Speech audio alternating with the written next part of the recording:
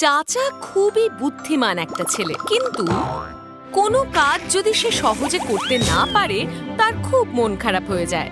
একদিন চাচার মা বাগানে একটা মাকড়সা দেখতে পেলেন। তিনি দেখতে পেলেন মাকড়সাটা তার বাসা বানানোর জন্য বারবার চেষ্টা করছে, কিন্তু প্রত্যেকবার সে এক দেওয়াল থেকে অন্য দেওয়ালে জাল বুনতে ব্যর্থ হচ্ছে আর তার জাল ছোট পড়ে যাচ্ছে। তবে মাকড়সাটা কোনোভাবেই হাল ছাড়েনি, বরং সে বারবার তার চেষ্টা চালিয়েই যাচ্ছে। চাচার মা সেই মাকড়সাটাকে দেখানোর জন্য চাচাকে নিয়ে এলেন সেখানে, আর তারা দুজন দেখলো পুরোপুরি জাল।